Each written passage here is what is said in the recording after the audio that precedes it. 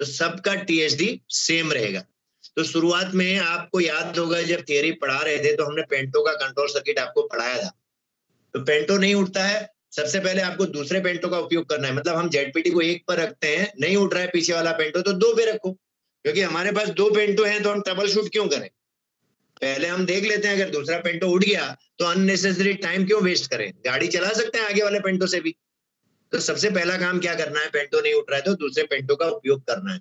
अगर दूसरा पेंटो भी नहीं उठता है तो फिर आपको देखना है कि ऐसा तो नहीं कि BPEMS जो इमरजेंसी स्टॉप पुश बटन वो दबा हुआ है, क्योंकि वो दबा होगा तो QEMS का इंटरलॉक VPT के सर्किट में है, आपको बताया था।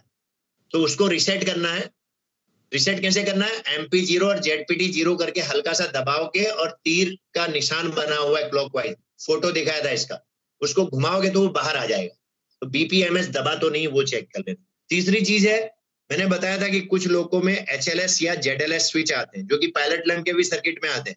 अगर हैं तो ऑन होने चाहिए। HLS या ZLS स्विच अगर हैं तो ऑन होने चाहिए, ठीक है।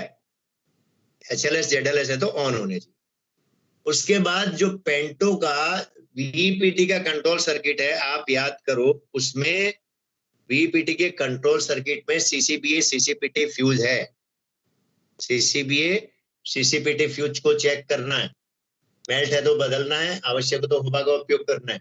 VPT का आइसोलेटिंग कॉक खुला है, पता चला VPT का कॉक ही बंद है तो प्रेशर कैसे जाएगा। VPT के टर्मिनल वायर निकल गए हैं तो वो एनर्जाइज नहीं होगा, तो वो भी चेक कर लेना है। और लास्ट में VPT को हाथ से ऑपरेट करना है। हाथ से यानी VPT पे जाके जो इलेक्ट्रोवार होता है उसको दबाना है, क्योंकि कभी कभी वो मैकेनिकली जाम हो जाता है तो वो ऑपरेट नहीं होगा।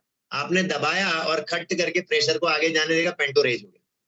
लेकिन अगर फिर भी सफलता नहीं मिलती है तो पीछे वाली कैप से पेंटो उठाने का प्रयत्न करना, क्योंकि VPT लगातार एनर्जाइज रहना चाहिए। आपने उसको दबाया, उस समय पेंटो रेज हो गया और छोड़ते ही डीएनर्जाइज हो जा रहा है, इसका मतलब ZPT सॉकेट से लेके वहां तक कोई गड़बड़ है जो कि बैटरी की सप्लाई नहीं जाने दे रहा। तो पीछे की कैप से करेंगे आप कोशिश, और फिर भी सफलता नहीं मिलती तो लास्ट में VPT को वेज करके सेक्शन क्लियर करना है। पीछे की कैप से जब आप चलाते हैं तो आपको बताया था कि सेक्शन क्लियर होगा और अधिकतम स्पीड 40 kmph रहेगी। लेकिन अगर आपने VPT को वेज करना पड़ रहा है तो गाड़ी तो आप आगे की ही कैप से चला रहे हो, यहां भी सेक्शन क्लियर होगा और यहाँ पर 40 भी नहीं रहेगी, बल्कि प्रतिबंधित गति से सेक्शन क्लियर करना।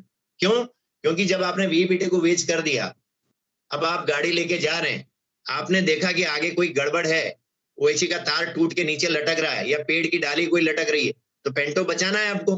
पेंटो बचाने के लिए आप नॉर्मल होता तो ZPT को 0 करते, तो यहाँ तो ZPT को 0 करने से VPT तो वेज है, पेंटो लोअर नहीं होगा, इसलिए आपकी स्पीड प्रतिबंधित गति लिखा है। मतलब इतनी कम रहनी चाहिए कि आप कोई भी एबनॉर्मलिटी दिखे उसके पहले आप अगर ब्रेकिंग करो तो आपकी गाड़ी रुक जानी चाहिए। तो VPT को वेज करते हैं, वो सावधानी में आ गया, सेक्शन क्लियर करना है प्रतिबंधित गति से। और पीछे वाली कैप से तो बताया ही, उसमें भी सेक्शन क्लियर करना है, लेकिन उसमें आपको 40 kmph की अधिकतम स्पीड रहेगी। तो ये भी इंपॉर्टेंट है, पेंटोग्राफ रेज नहीं हो रहा है तो क्या करना है आपको, ट्रबल शूट। कोई डाउट है इसमें, कोई क्वेश्चन इसमें पेंटो वाले में पूछ सकते हैं।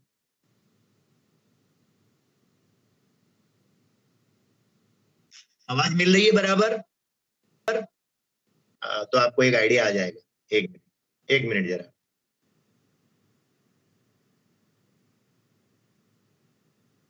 देखिए उसमें क्या होता है कि मैं ऐसे रफ एक ड्रॉ करके बता रहा हूं।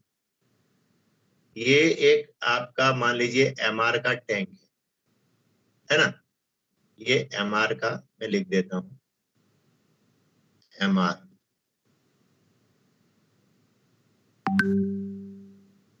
फिर MR3 से जाता है, तो जब हम DJ क्लोज करते हैं MR में प्रेशर बढ़ता है 1 2 3 4, MR3 है एक्चुअली में। तो यहां से क्या होता है कि यहां पर आपका ये कॉक है, R1 कॉक, इसका नाम है R1, रफ लिखा है खाली समझाने के लिए, R1। और इसके बाद नॉन रिटर्न वाल्व है, और नॉन रिटर्न वाल्व का काम क्या होता है, कि एक डायरेक्शन में ही प्रेशर को जाने देता है, उल्टा नहीं जाने देता। इसमें एक तीर मैं बना देता हूं। तीर का मतलब क्या होता है कि ये MR का प्रेशर जाने दे रहा है कहां पे, RS की तरफ। ये तीर बना दिया ना, यानी MR का प्रेशर जाने देगा RS की तरफ, लेकिन RS का प्रेशर नहीं आने देगा। और ये फिर आगे जाके ये प्रेशर कहां जाता है, ये RS के लिए जाता है, RS टैंक, DJ, VCB उसके लिए जाता है।